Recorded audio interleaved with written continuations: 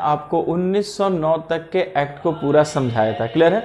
और उस 1909 के एक्ट में बच्चे आपने एक चीज देखा कि भारत पाकिस्तान के बीच चले गए और मुस्लिमों के लिए एक पृथक निर्वाचन की क्या हुई, व्यवस्था हुई। तो मैं आपको पहले एक बात बता दूं कि जो मिंटो उस समय वायसराय था, मिंटो को ही फिर बच्चे भारत में सांप्रदायिकता का जनक कहा गया, यानी सांप्रदायिकता का पिता, फादर ऑफ कम्युनलिज्म। इसे आप लोग याद रखें, क्लियर है। तो बच्चे हम अगले एक्ट की ओर चलते हैं और अगला एक्ट भी इंपॉर्टेंट है। और एक बात याद रखेगा, हम देश की आजादी के करीब भी हैं, स्पष्ट है बच्चे। चलिए यहां सभी लोग याद रखेंगे कि हमारा जो अगला एक्ट है हम उसे कहते हैं भारत परिषद अधिनियम, भारत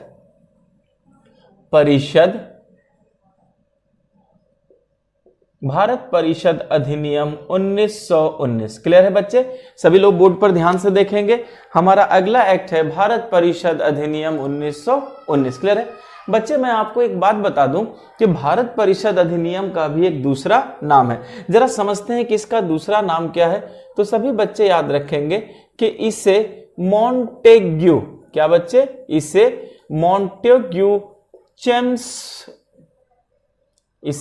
मॉन्टेग्यू चेम्सफोर्ड सुधार भी कहते हैं, क्लियर है बच्चे। मॉन्टेग्यू चेम्सफोर्ड सुधार भी कहते हैं। अब सोचने की बात है बच्चे कि हमने देखा कि 1909 को, क्लियर है बच्चे, क्या कहा गया था, मार्ले मिंटो सुधार। और आपने देखा कि ऐसी सुधार हुई कि भारत पाकिस्तान के बीच ही पड़ गए। तो बच्चे यहां भी देखिए, यहां भी भारत परिषद अधिनियम 1919 को यह कहा जा रहा है कि ये मॉन्टेग्यू चेम्सफोर्ड सुधार है, क्लियर है। तो बच्चे पहले पता करते हैं कि ये मॉन्टेग्यू कौन था और चेम्सफोर्ड कौन था, क्लियर है। तो बच्चे याद रखेंगे कि उसी की तरह हमें सीखना है कि जो मॉन्टेग्यू था वो था भारत राज्य सचिव। क्या था बच्चे, भारत राज्य सचिव। और ये कहां बैठा था, इंग्लैंड में। उसी तरह बच्चे जो चेम्सफोर्ड था वो उस समय क्या था, भारत का वायसरॉय था। क्या है बच्चे, वायसरॉय था, क्लियर है। तो चलिए हमने पहले देखा कि भारत परिषद अधिनियम का दूसरा नाम है मॉन्टेग्यू चेम्सफोर्ड सुधार। और इसमें मॉन्टेग्यू जो था वो भारत राज्य सचिव था और जो चेम्सफोर्ड था वो वायसरॉय था। अब हमें देखना है कि इस एक्ट में क्या क्या हुआ।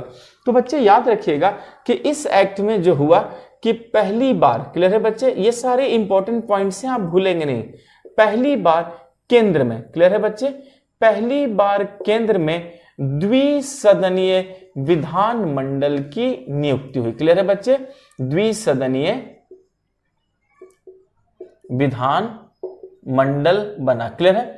तो हमने देखा कि पहली बार केंद्र में क्या हुआ बच्चे कि 2 सदनीय विधानमंडल बना, द्विसदनीय विधानमंडल बना। आप इसे याद रखेंगे कि देखा गया कि पहली बार केंद्र में एक द्विसदनीय विधानमंडल का गठन हुआ, बाई कैमरल लेजिस्लेचर भी हम इसे कहते हैं बच्चे।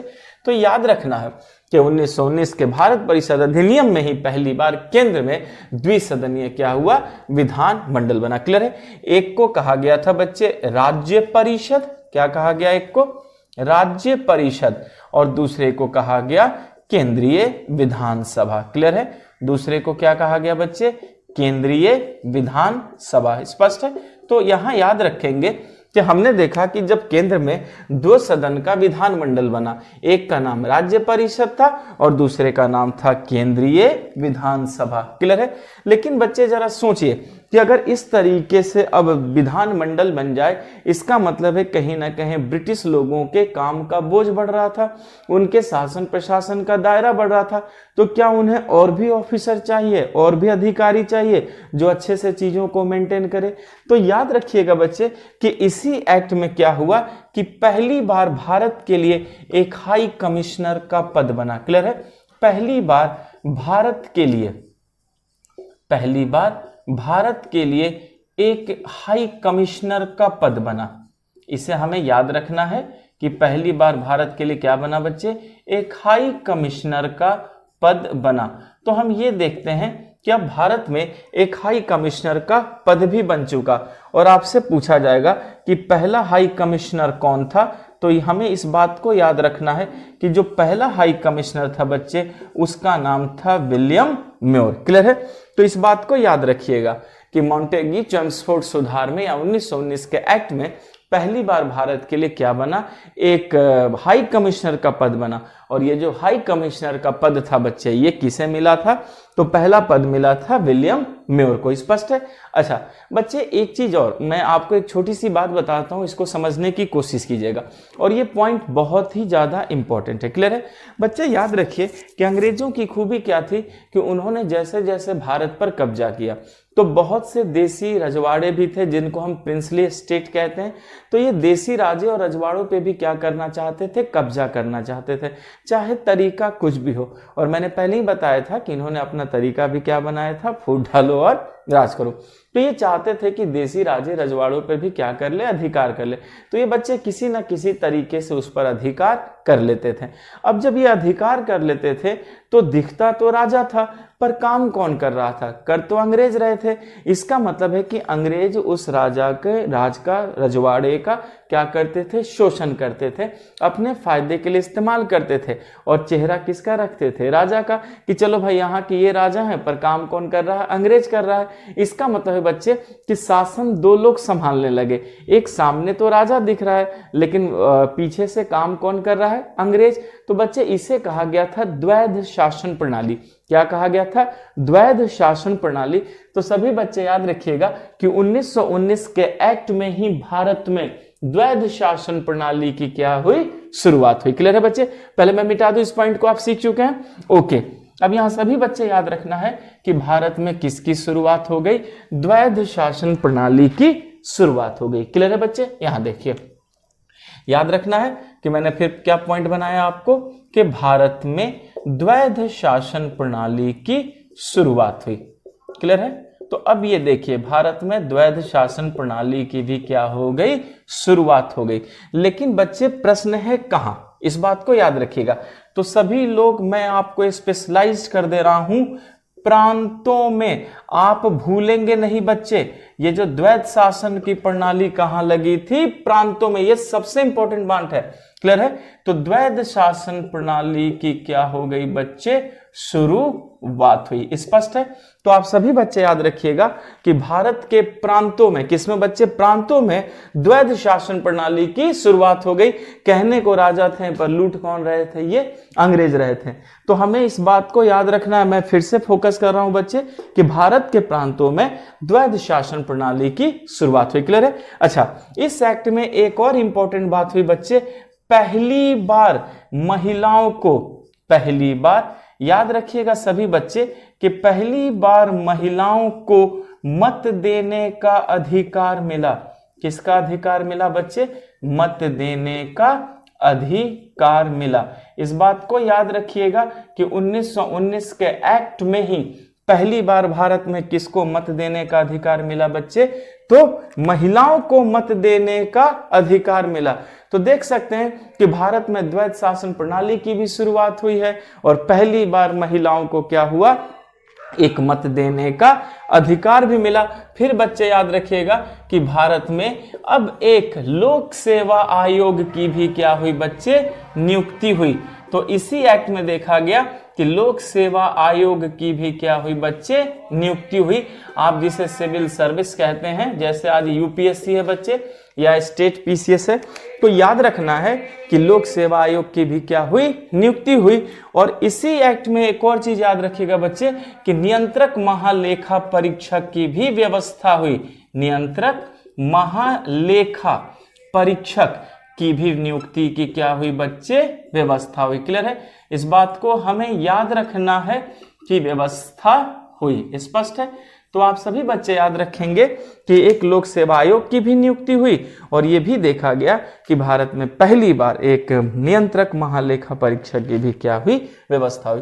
तो बच्चे याद रखिएगा कि 1919 का जो एक्ट है, अपने सबसे पहले जो सबसे इंपॉर्टेंट पॉइंट इसमें यह है कि जो प्रांतों में द्वैध शासन की बात की गई थी बच्चे, ये इसके लिए सबसे ज्यादा इंपॉर्टेंट टर्म है जो आपको अच्छे तरीके से पूरी जानकारी रखनी है। यहां तक समझ में आए बच्चे? चलिए, अब हमने यहां क्या किया कि 1919 के एक्ट को बखूबी सीखा। अच्छा, एक और चीज मैं आपको बता दूं बच्चे, आपसे यह पूछा जाएगा कि द्वैध शासन का पिता कौन था। क्लियर है? इस बात को याद रखिएगा कि अगर आपसे यह पूछा जाए कि भारत में ये जो द्वैध शासन का पिता कौन था जिसने द्वैध शासन की बात की थी, तो उसका नाम था बच्चे लियोनस कार्टियस। क्या नाम था? लियोनस कार्टियस। तो सभी बच्चे याद रखिएगा कि भारत में द्वैत शासन प्रणाली की शुरुआत जो हुई थी वो प्रांतों में हुई थी और इसका जो पिता था उसी का क्या नाम था, लियोनस कार्टियस। क्लियर है बच्चे? चलिए यहां तक हमने सीख लिया। आप देख सकते हैं कि 1919 के बाद कहीं ना कहीं हम देश की आजादी के करीब है। क्लियर है बच्चे? अब जो हमारा अगला एक्ट है वो है 1935 का एक्ट। पहले मैं इसे मिटा दूं। ओके, आप बच्चे वीडियो पॉज करके भी सारे पॉइंट्स को बखूबी लिख सकते हैं या स्क्रीनशॉट भी ले सकते हैं। चलिए अब हम अपने अगले एक्ट की ओर चलते हैं।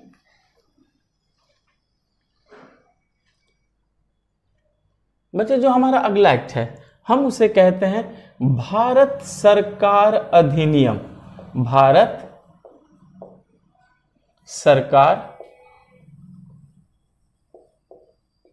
अधिनियम 1935। क्लियर है बच्चे? ये बहुत ही इंपॉर्टेंट है, इस बात को याद रखिएगा कि भारत सरकार अधिनियम 1935 क्या है बच्चे, बहुत ही इंपॉर्टेंट है। लेकिन बच्चे एक जगह एक सवाल आया था, याद रखिएगा हमने कभी इस सवाल पर फोकस नहीं किया है, लेकिन बच्चे हमें थोड़ा इस सवाल पर फोकस करना है कि क्या वो सवाल था। बच्चे सवाल ये पूछा गया था कि भारत सरकार अधिनियम 1935 अपने मूल रूप में क्या था, एक्चुअली में ये क्या था। बच्चे ये एक पॉइंट वाले सवाल है, इसको अच्छे से सीखिएगा।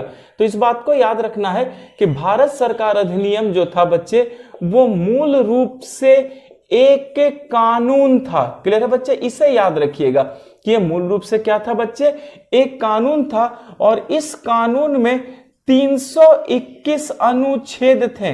कितने बच्चे? 321 अनुच्छेद थे और ये देखा गया कि इसमें 10 क्या थी, अनुसूचियां थी। क्लियर है? तो आप इसे याद रखना है बच्चे आपको कि भारत सरकार अधिनियम 1935 अपने मूल रूप में क्या था, तो अपने मूल रूप में सिर्फ और सिर्फ एक कानून था बच्चे। और इस कानून में क्या था, 321 अनुच्छेद थे और 321 अनुच्छेद के साथ साथ क्या थी बच्चे, 10 अनुसूचियां थी। और याद रखना है, ये एक बहुत इंपॉर्टेंट बात मैं आपको बता रहा हूं बच्चे कि वर्तमान भारतीय संविधान का, इस बात को सभी बच्चे याद रखिएगा कि वर्तमान यानी आज का बच्चे, क्लियर है, कि वर्तमान भारतीय संविधान का बहुत बड़ा भाग, वर्तमान भारतीय संविधान का बहुत बड़ा भाग इसी 1935 के कानून से लिया गया है। कानून से क्या किया गया है बच्चे, लिया गया है। आपको ये बात नहीं भूलनी है कि यह मूल रूप से क्या था, एक कानून था, इसमें 321 अनुच्छेद और 10 अनुसूचियां थी। और आज का जो बच्चे भारतीय संविधान, हमारा वर्तमान भारतीय संविधान, उसका बहुत बड़ा भाग हमने किस एक्ट से लिया है, 1935 के एक्ट से लिया है। क्लियर है? अब जरा देखते हैं कि इस एक्ट में क्या क्या किया गया था। तो बच्चे पहले एक छोटी सी बात याद कीजिए, मैंने क्या बताया था, भारत में द्वैत शासन की प्रणाली किस एक्ट में शुरू हुई थी, 1919 के एक्ट में। और कहां लगा था बच्चे, प्रांतों में। तो याद रखिएगा बच्चे यहां पर क्या किया गया कि प्रांतों में द्वैध शासन प्रणाली को समाप्त कर दिया गया। क्लियर है बच्चे? याद रखिएगा कि प्रांतों में द्वैध शासन प्रणाली समाप्त कर दी गई। ये बच्चे इसका एक प्लस पॉइंट हो गया कि द्वैध शासन प्रणाली क्या कर दिया गया बच्चे, समाप्त किया गया। तो आपसे यह भी पूछा जाएगा कि बताइए कि प्रांतों में द्वैध शासन प्रणाली कब लागू किया गया, तो आप कहेंगे बच्चे 1919 में लागू किया गया। लेकिन वो आपसे ये भी पूछेंगे कि ठीक है चलो 1919 में लागू किया गया, तो समाप्त कब किया गया। तो इस बात को याद रखिएगा कि प्रांतों में द्वैध शासन प्रणाली इसे एक्ट में क्या हुआ, समाप्त हुआ। लेकिन बच्चे समाप्त तो हुआ, पर याद रखना है कि केंद्र में, ये सबसे इंपॉर्टेंट बात बच्चे, कि केंद्र में द्वैध शासन प्रणाली लागू कर दी गई। देख रहे हैं बच्चे, एवं केंद्र में द्वैध शासन प्रणाली लागू कर दी गई। यहां पर इस बात को याद रखना है आपको, लागू कर दी गई। तो हमने देखा बच्चे कि ये अजीब सी बात है कि उन्होंने प्रांतों में द्वैध शासन प्रणाली को तो समाप्त कर दिया, लेकिन प्रांतों में समाप्त किया बच्चे, पर केंद्र में क्या कर दिया, लागू कर दिया। और पूरे भारत को एक मानकर सबको लूटना इन लोगों ने क्या किया बच्चे, शुरू किया। और शोषण चक्र बहुत ही तेज हो गया। तो आप बच्चे भूलेंगे नहीं कि प्रांतों में द्वैत शासन प्रणाली को समाप्त तो किया गया, ठीक है, लेकिन प्रांतों में द्वैत शासन प्रणाली को समाप्त करने के साथ बच्चे ये देखा गया कि यही द्वैत शासन प्रणाली को फिर कहां लागू कर दिया गया बच्चे, तो आप क्या कहेंगे, केंद्र में। स्पष्ट है। तो हमने देखा कि प्रांतों में समाप्त और केंद्र में लागू। क्लियर है। अच्छा, फिर देखिए बच्चे, अब भारत में संघीय व्यवस्था की शुरुआत हो गई। किसकी शुरुआत हो गई बच्चे, भारत में संघीय व्यवस्था की शुरुआत हुई। बच्चे मैं आपको बताऊंगा कि संघात्मक व्यवस्था क्या होती है, ठीक आगे हमें पढ़ना है। अभी बस आपको इस बात को याद रखना है कि भारत में संघीय व्यवस्था की शुरुआत हो गई। तो बच्चे आप इसको सोचेंगे कि पूरे देश के लिए एक कानून की शुरुआत हो गई, इसको आप इस सेंस में लेंगे। आगे मैं आपको पूरा समझाऊंगा कि संघात्मक व्यवस्था दरअसल होता क्या है। क्लियर है। तो सभी बच्चे याद रखिएगा कि भारत में किसकी शुरुआत हो गई, तो केयर कीजिएगा बच्चे कि भारत में संघीय व्यवस्था की क्या हो गई, शुरुआत हो गई। यहां तक क्लियर है। अच्छा, अब भारत में संघीय व्यवस्था की शुरुआत हो गई। फिर याद रखिएगा बच्चे कि संघीय व्यवस्था की तो शुरुआत हुई, उसके साथ साथ बच्चे सूचियों का भी निर्माण हुआ। किसका निर्माण हुआ बच्चे, सूचियों का निर्माण हुआ। हम जानते हैं कि भारत सरकार अपने काम कुछ सूचियों के माध्यम से करते हैं, और इन सूचियों में कौन कौन सी सूचियां थी बच्चे, तो याद रखिएगा केंद्र सूची भी बनी थी, राज्य सूची भी बनी थी और समवर्ती सूची भी बनी थी। तो सभी बच्चे याद रखना है कि 1935 के भारत सरकार अधिनियम में ही सूचियों का निर्माण हो गया था, जिसमें केंद्र सूची, राज्य सूची और कौन सी सूची थी बच्चे, समवर्ती सूची। लेकिन बच्चे याद रखिएगा कि केंद्र सूची पर कानून कौन बनाता है, एकदम जनरल सोच रखना है बच्चे, हमें कोई विद्वान नहीं बनना, बस सीखना है। क्लियर है कि केंद्र सूची, जैसे नाम लग रहा है केंद्र, तो सोचिएगा इस पर भारत सरकार कानून बनाएगी। क्लियर है। राज्य सूची की बात करेंगे तो बच्चे राज्य सरकार कानून बनाएगी। लेकिन अगर हम समवर्ती सूची की बात करें तो याद रखिएगा कि समवर्ती सूची पर भारत सरकार भी कानून बनाएगी और राज्य सरकार भी कानून बनाएगी, पर मजबूत कौन होगी, भारत सरकार। लेकिन बच्चे सोचिए, क्या कुछ ऐसे काम नहीं हो सकते जो केंद्र और राज्य में नहीं आते हो, ये भी तो हो सकते हैं। मान लीजिए कोई ऐसा कार्य हो बच्चे जो ना केंद्र में आता हो ना राज्य में आता हो, तो उस पर अधिकार किसको होगा, याद रखना है, यानी जिसको इस चीज पर अधिकार होगा उसी के पास सुप्रीम पावर होगा बच्चे। तो उसे जो कहते हैं, हम उसे कहते हैं अवशिष्ट शक्तियां। क्या कहते हैं हम उसे, अवशिष्ट शक्तियां। क्लियर है। तो बच्चे हमें यह जानना है कि जो अवशिष्ट शक्तियां हैं, जो न केंद्र के हिस्से आती है और न राज्य के हिस्से आती हैं, तो वो अवशिष्ट शक्तियां जो है किसके पास थी, तो याद रखना है बच्चे, अभी भी मजबूत कौन था, वायसरॉय। तो इस बात को हमें याद रखना है कि जो अवशिष्ट शक्तियां थी वो किसे दे दी गई, वायसरॉय को। क्लियर है बच्चे। तो याद रखिएगा कि अवशिष्ट शक्तियां वायसरॉय को दे दी गई। अवशिष्ट शक्तियां किसे दे दी गई बच्चे, वायसरॉय को दे दी गई। क्लियर है। तो याद रखना है कि जो अवशिष्ट शक्तियां हैं वो किसके हाथ में रहेंगी बच्चे, वो वायसराय के हाथ में रहेंगी। और अभी भी वायसराय भारत में क्या है, मजबूत है और अंतिम डिसीजन लेगा। यहां तक समझ में आया।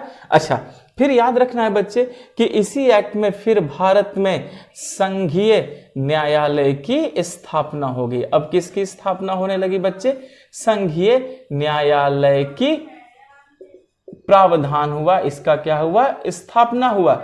लेकिन इस बात को याद रखिएगा कि न्यायालय से संबंधित अंतिम शक्ति किसे दी गई बच्चे, प्रीवी काउंसिल को दी गई। इस बात को भी हमें याद रखना है कि न्यायालय से संबंधित जो अंतिम शक्ति थी वो किसे दे दी गई, प्रीवी काउंसिल को।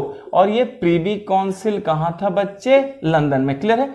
तो इस बात को याद रखिएगा कि भारत में संघीय न्यायालय की स्थापना तो हुई, लेकिन जो अंतिम शक्ति थी न्यायालय की वो किसे दे दी गई, तो अंतिम शक्ति बच्चे वो प्रीवी काउंसिल को ही दी गई।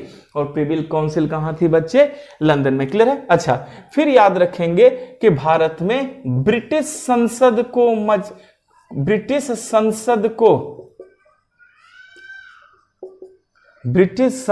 को सबसे मजबूत रखा। क्लियर है बच्चे, क्या हुआ, ब्रिटिश संसद को सबसे प्रभावी रखा।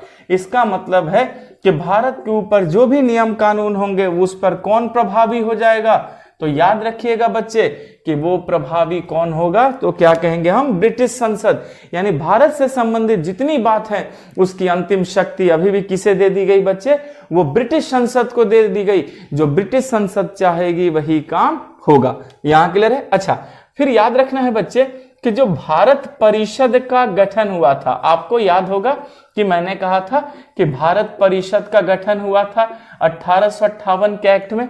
तो सभी बच्चे याद रखिएगा कि इस एक्ट में क्या किया गया, भारत परिषद का अंत कर दिया गया। यानी ब्रिटिश संसद को प्रभावी रखा और भारत परिषद का फिर क्या किया, यहां गया बच्चे, यहां पर अंत कर दिया गया। और फिर याद रखिएगा कि रिजर्व बैंक ऑफ इंडिया की भी स्थापना की बात की गई। रिजर्व बैंक ऑफ इंडिया का भी क्या हुआ बच्चे, रिजर्व बैंक ऑफ इंडिया का भी क्या हुआ, यहीं पर प्रावधान हुआ। स्पष्ट है।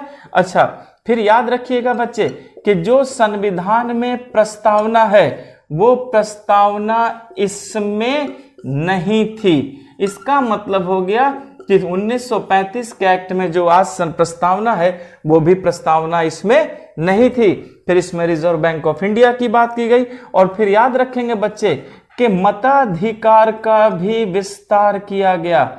मताधिकार का क्या किया गया बच्चे, विस्तार किया गया। क्लियर है। तो यहां पर हमने देखा कि मताधिकार का भी विस्तार किया गया और लगभग कितना कर दिया गया, 10%। तो सभी बच्चे याद रखिएगा कि अवशिष्ट शक्तियां वायसराय को, अंतिम शक्ति प्रिवी काउंसिल के पास, फिर ब्रिटिश संसद को सबसे प्रभावी रखा गया, भारत परिषद का अंत किया गया, रिजर्व बैंक ऑफ इंडिया का प्रावधान इसी में था बच्चे, इसमें प्रस्तावना भी नहीं थी, और जो मताधिकार था उसका क्या किया गया, पूरी तरीके से विस्तार किया गया। क्लियर है। तो बच्चे यहां हम 1935 के एक्ट तक पहुंच चुके हैं, लेकिन क्या कहीं पर भी बच्चे क्लियर कीजिए, क्या भारत के संविधान की बात हो रही है या भारत की आजादी की बात हो रही नहीं। तो बच्चे हमें देखना है कि आखिर भारत के आजादी के या भारत के संविधान की बात फिर कैसे होगी। क्लियर है। चलिए पहले मैं इसको मिटाऊं बच्चे, फिर आगे बढ़ते उन चीजों को सीखते हैं। ओके, मैं मिटाता हूं बच्चे, यहां तक आप सीख चुके हैं। चलिए हम अपने अगले एक्ट की ओर चलेंगे। और याद रखिएगा बच्चे, हम देश की आजादी के करीब हैं।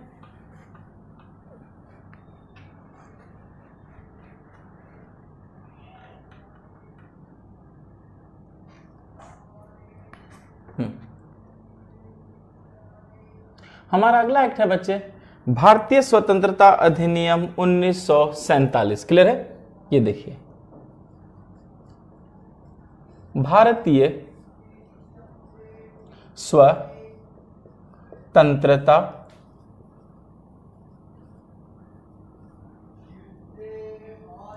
अधिनियम 1947। क्लियर है बच्चे। सबसे पहले याद रखिएगा कि ये ब्रिटिश संसद में 4 जुलाई 1947 को प्रस्तावित हुआ। क्लियर है बच्चे। तो हमें यह याद रखना है कि 4 जुलाई 1947 को प्रस्तावित और 18 जुलाई 1947 को पारित हुआ या लागू हुआ। क्लियर है बच्चे, पारित हुआ या लागू हुआ। स्पष्ट है ना। तो याद रखना है कि भारतीय स्वतंत्रता अधिनियम ब्रिटिश संसद में 4 जुलाई 1947 को प्रस्तावित की गई थी और यह 18 जुलाई 1947 को क्या हुआ बच्चे, पारित हुआ। अब हमें देखना है कि भारतीय स्वतंत्रता अधिनियम 1947 में क्या था। पहले तो बच्चे भारत को स्वतंत्रता की बात थी। क्लियर है, भारत को स्वतंत्रता, स्पष्ट है। और यहीं पर बच्चे 2 राज्यों का गठन क्या हुआ था, इसी में 2 राज्यों का गठन। और ये 2 राज्य कौन थे, तो बच्चे एक राज्य था भारत कहा गया और दूसरे को क्या कहा गया, पाकिस्तान कहा गया। क्लियर है। तो हमने ये देखा कि भारतीय स्वतंत्रता अधिनियम 1947 जो 4 जुलाई 1947 को प्रस्तावित हुई थी और 18 जुलाई 1947 को पारित हो गई, इसी में इस अधिनियम में भारत को स्वतंत्रता तो मिली ही, लेकिन 2 राज्यों का गठन हुआ। एक को भारत कहा गया था और दूसरे को क्या कहा गया था, पाकिस्तान। और बच्चे इसी एक्ट में भारत को डोमिनियन स्टेट का दर्जा मिला था। क्या मिला था बच्चे? डोमिनियन स्टेट का दर्जा। ये बच्चे इंपॉर्टेंट है, ये पूछा जा चुका है।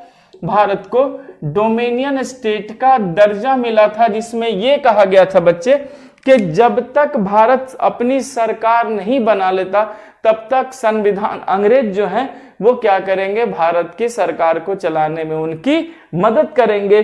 और यही था बच्चे कि भारत को डोमिनियन स्टेट का दर्जा मिला 1947 के इसी भारतीय स्वतंत्रता अधिनियम में। और देख सकते हैं कि भारत पाकिस्तान का गठन हो गया। इसका मतलब है बच्चे कि हमने ये देखा कि भारत का क्या हुआ, विभाजन हुआ। और इस विभाजन से ही एक अलग राज्य, अलग देश बन गया बच्चे, जिसे हम क्या कहते हैं, पाकिस्तान। क्लियर है? चलिए यहां तक समझ में आया।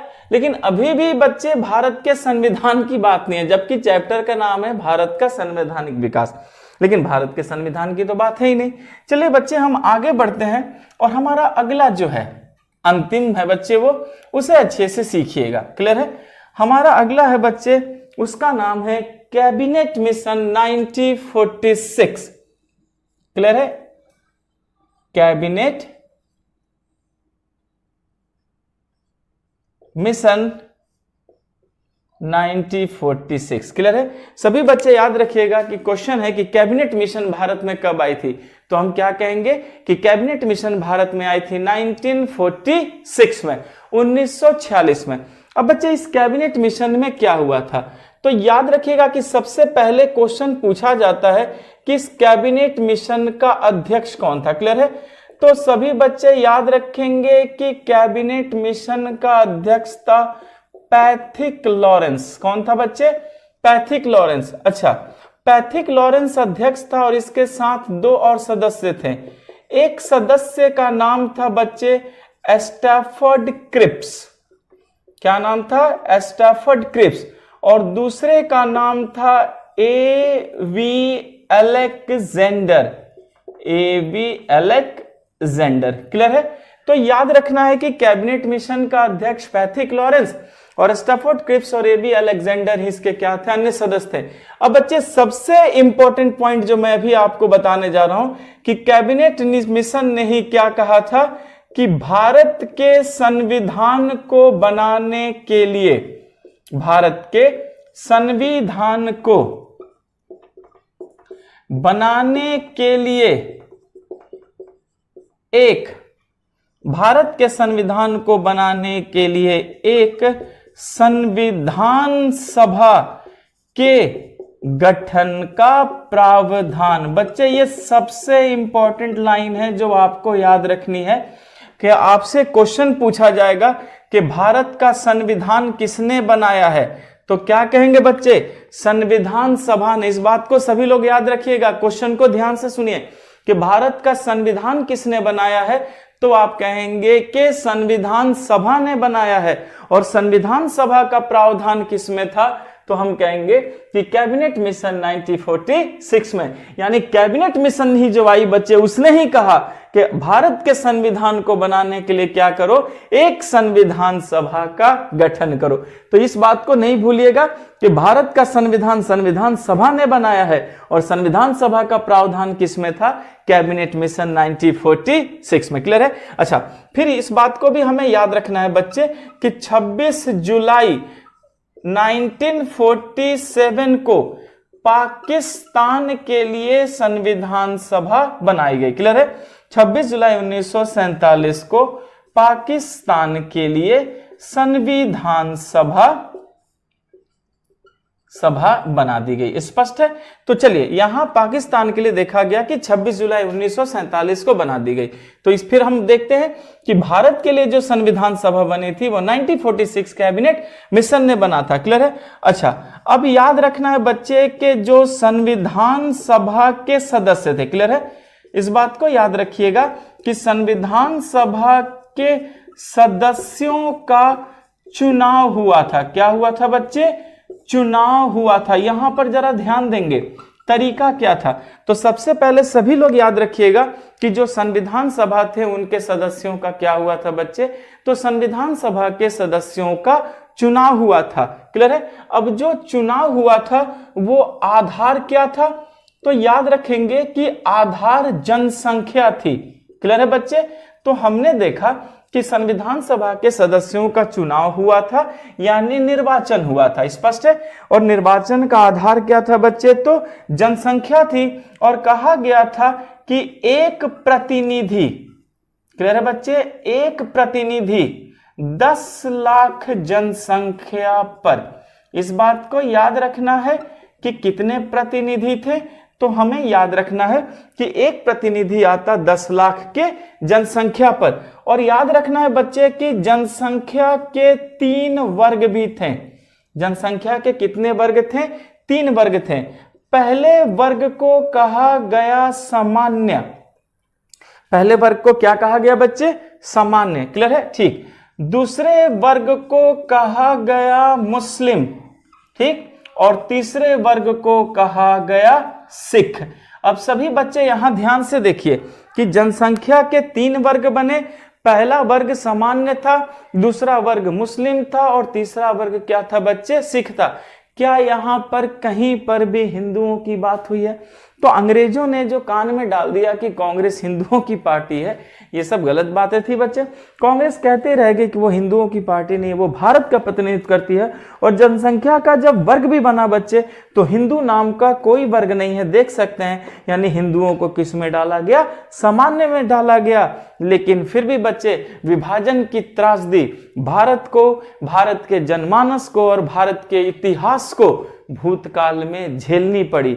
और रक्त रंजित ये विभाजन था, या हम यूं कहें ये धार्मिक विभाजन था। स्पष्ट है बच्चे? तो चलिए, हमने यहां विभाजन का दुख भी देखा।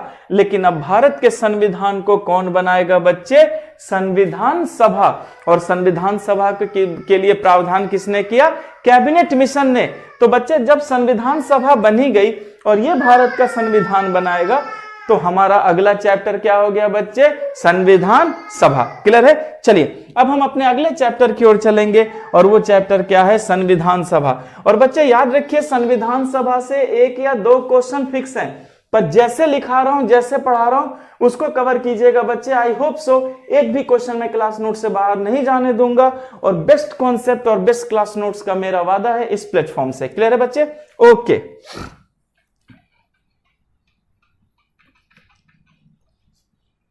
तो चलिए, अब हम अपने अगले चैप्टर की ओर चलते हैं। क्लियर है बच्चे? हमारा अगला चैप्टर क्या है? अभी मैंने आप लोगों को बताया, हमारा अगला चैप्टर है संविधान सभा। यहां देखिए सभी बच्चे, मैं पहले बोर्ड पर चैप्टर का आपको नाम लिख दूं।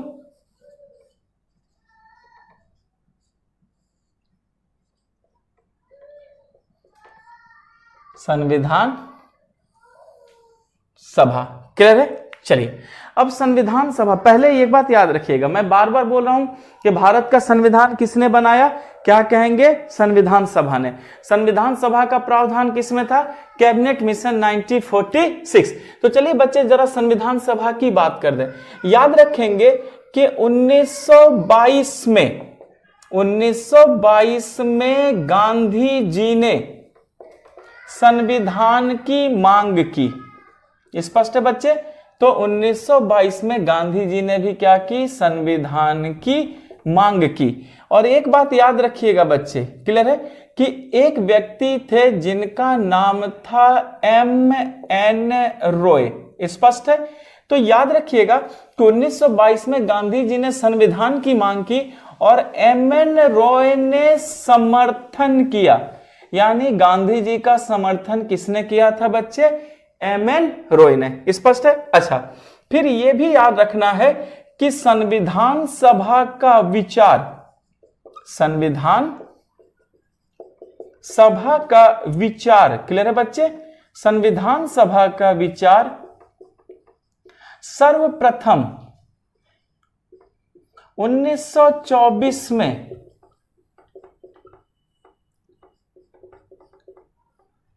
स्वराज पार्टी ने दिया। इस बात को याद रखिएगा। जैसे मैंने अभी आपको बताया बच्चे कि 1922 में गांधी जी ने क्या की, संविधान की मांग की और एम.एन. रॉय ने क्या किया, उनका समर्थन किया। फिर बच्चे मैंने आपको बताया कि संविधान सभा का विचार सर्वप्रथम 1924 में स्वराज पार्टी ने दिया। किसका बच्चे, संविधान सभा का। यहां संविधान का है, मैंने यहां संविधान सभा का है, क्लियर है। ठीक, फिर याद रखना है कि 1928 के नेहरू रिपोर्ट में भी, 1928 के नेहरू रिपोर्ट, क्लियर बच्चे, आप इतिहास में पढ़ते, मैं आपको वो भी बताऊंगा, सब क्लियर करूंगा। तो 1928 के नेहरू रिपोर्ट में भी संविधान की मांग की गई थी, संविधान की मांग की गई, क्लियर है। तो हमने ये देखा बच्चे कि 1922 में गांधी जी ने संविधान की बात की, 1924 में स्वराज पार्टी ने संविधान सभा का विचार दिया, 1928 के नेहरू रिपोर्ट में भी, 1928 के नेहरू रिपोर्ट में भी संविधान की क्या की गई बच्चे, मांग की गई। और फिर याद रखिएगा कि 1934 में पटना में, बच्चे पटना बिहार की राजधानी है, 1924 में पटना में जो भारत की प्रमुख राजनीतिक पार्टी थी, क्या नाम था बच्चे उसका, भारतीय राष्ट्रीय कांग्रेस, क्लियर है बच्चे। भारतीय राष्ट्रीय कांग्रेस ने भी संविधान की, ने भी क्या की बच्चे, संविधान की मांग की, क्लियर है। तो हमें इस बात को याद रखना है कि सफर किस तरह चल रहा है। 1928 के नेहरू रिपोर्ट में भी संविधान की बात थी और भारत की जो प्रमुख राजनीतिक पार्टी थी बच्चे, जिसका नाम भारतीय राष्ट्रीय कांग्रेस था, इसने भी क्या किया कि 1934 में संविधान की मांग की, क्लियर है। तो देख सकते हैं यहां से कोई फर्क नहीं पड़ रहा है, लेकिन अंततः बच्चे इस बात को याद रखिएगा कि अंततः 1946 के कैबिनेट मिशन ने व्यवस्था दी, क्लियर है। अभी बताया था बच्चे कि 1946 के कैबिनेट मिशन ने व्यवस्था दी, या व्यवस्था क्या की बच्चे, उसने मांग ली कि ठीक है, भारत के संविधान को बनाने के लिए क्या करो, एक संविधान सभा का गठन करो। यहां तक पूरी बात समझ में आ गई बच्चे। तो चलिए अब भारत के लोगों को क्या मिला, भारत का संविधान मिला, क्लियर है। सॉरी बच्चे, संविधान सभा मिली। अब जरा संविधान सभा की कुछ बारीकियों को सीखते हैं, क्लियर है। पहले मैं ये मिटाऊं, ये सीख चुके आप, ओके। बच्चे हम छोटी छोटी बातों को भी इग्नोर नहीं करेंगे, सारी चीजें कवर करेंगे। पता नहीं है क्वेश्चन कहां से पूछें, कहीं से भी पूछेंगे। आई होप सो कि वो आपके क्लास नोट से ही आएंगे बच्चे। कहां से आएंगे, आपके क्लास नोट से ही। तो अपने क्लास नोट्स पे ट्रस्ट करना है आपको। चलिए अब याद रखना सभी बच्चे, 9 दिसंबर 1946 को, 9 दिसंबर 1946 को बच्चे संविधान सभा की प्रथम बैठक हुई, क्लियर है। तो हमने देखा कि 9 दिसंबर 1946 को, क्लियर है, 9 दिसंबर 1946 को संविधान सभा की प्रथम बैठक हुई। कहां ये हुई बैठक बच्चे, तो ये बैठक हुई थी पुरानी दिल्ली के काउंसिल चैम्बर, पुरानी दिल्ली के काउंसिल चैम्बर की लाइब्रेरी में, क्लियर है। तो इस बात को भी हमें याद रखना है कि 9 दिसंबर 1946 को संविधान सभा की पहली बैठक हुई। और ये जो पहली बैठक हुई बच्चे, ये हमने देखा कि ये पुरानी दिल्ली के काउंसिल चैम्बर की लाइब्रेरी में हुई, क्लियर है। अच्छा, अब लाइब्रेरी में हुई तो याद रखिएगा कि इसके अस्थाई एवं सबसे बुजुर्ग, अस्थाई एवं सबसे बुजुर्ग अध्यक्ष, क्लियर है बच्चे। याद रखना है जो अध्यक्ष इस समय बने थे वो एक तो अस्थाई थे और वो क्या थे बच्चे, सबसे बुजुर्ग अध्यक्ष थे, जिनका नाम था सच्चिदानंद सिन्हा, सच्चिदानंद सिन्हा, क्लियर है। तो हमें याद आया कि 9 दिसंबर 1946 को जो संविधान सभा की पहली बैठक हुई थी, ये पुरानी दिल्ली के काउंसिल चैम्बर की लाइब्रेरी में हुई थी। और इसके अस्थायी और सबसे बुजुर्ग जो अध्यक्ष थे, उनका क्या नाम था? सच्चिदानंद सिन्हा थे। स्पष्ट है? अच्छा, अब बच्चे यहां से बारीकियां, सभी लोग याद रखेंगे कि जो मुस्लिम लीग थी, मैंने बताया था ना बच्चे कि मुस्लिम लीग का गठन हुआ था, तो मुस्लिम लीग ने इस बैठक का बहिष्कार किया। क्लियर है बच्चे? मुस्लिम लीग ने इस बैठक का क्या कर दिया था? बहिष्कार किया था, क्योंकि आप जानते थे कि मुस्लिम लीग जो बनी थी वो हिंदुओं के विरुद्ध, या ये कह सकते हैं कि मुस्लिमों की एक पार्टी थी। तो याद रखना है कि संविधान सभा की जो पहली बैठक हुई, उसके अध्यक्ष, अस्थायी अध्यक्ष सच्चिदानंद सिन्हा थे, और मुस्लिम लीग ने क्या किया था बच्चे? इस बैठक का बहिष्कार किया था। स्पष्ट है? अच्छा, फिर याद रखना है कि जो हैदराबाद रियासत थी, हैदराबाद रियासत, हैदराबाद रियासत के प्रतिनिधि, हैदराबाद रियासत के प्रतिनिधि शामिल नहीं हुए, शामिल नहीं हुए।